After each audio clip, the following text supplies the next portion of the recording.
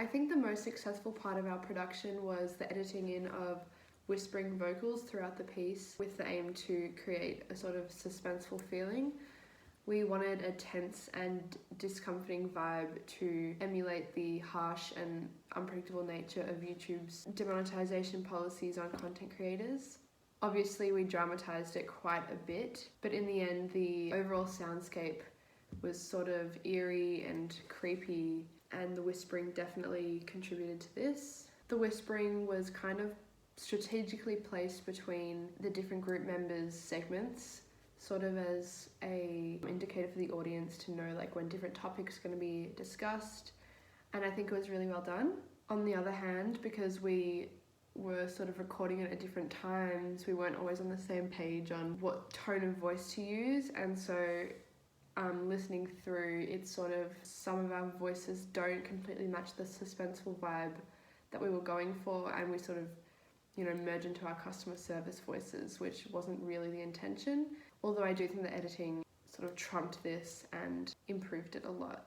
I think the single most important affordance that audio-based media can provide is just knowing how important sound design is in realizing any media production. It's the kind of thing that, the smallest things can ruin or make a piece. We definitely found this out in the rough cut feedback part of the assessment, where we came to find that small details like the whispering in the background can end up being too overwhelming, or not adding enough overlay or layers or texture to the sound design can leave the style of the production to seem sort of like an informational report or just generally monotonous and boring.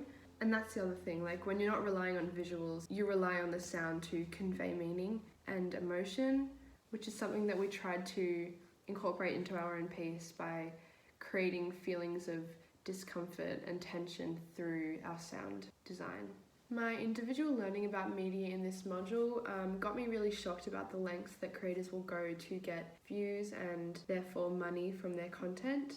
It also got me thinking about the morality of demonetization policies. Obviously, YouTube has to apply their policies in the same way across the board upon every single creator so that it's fair. But it's interesting to see how these different policies take a toll on different creators, all depending on how popular they are, how much money they make from their work, and so on.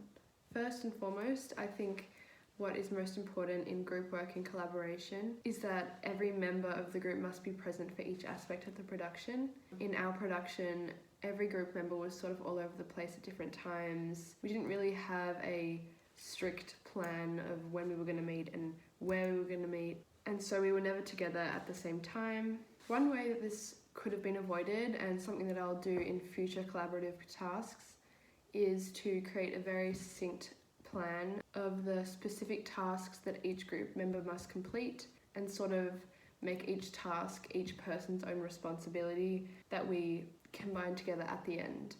This would be really beneficial so that we don't have to rely on everyone being together at the same time, because in the end that's quite unrealistic. In week 8, we presented a rough cut version of our production from which we got some feedback, and since then we have incorporated that feedback into our production. One thing that we were told was that the whispering voice that repeats the word demonetization throughout the piece actually overwhelms the piece quite a bit and clashes with our voices or the other audio parts of it. So in response, what we did was we removed a lot of the demonetization whispering that was while we were talking, and kept a lot of it the breaks between the segments. This also ended up working well as an indicator to the audience that we are transitioning into another piece of feedback that we received was that we needed more texture and depth when talking about the examples of demonetization's effect on content creators.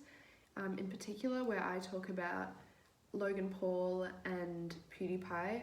The feedback that we received that it sounded too much like an informational report when I was just talking about it without any depth.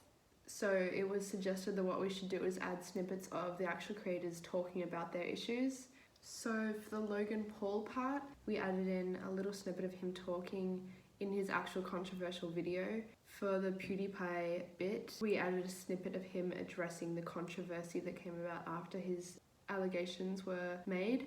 The overall composition of the piece was definitely much improved after taking into account people's feedback.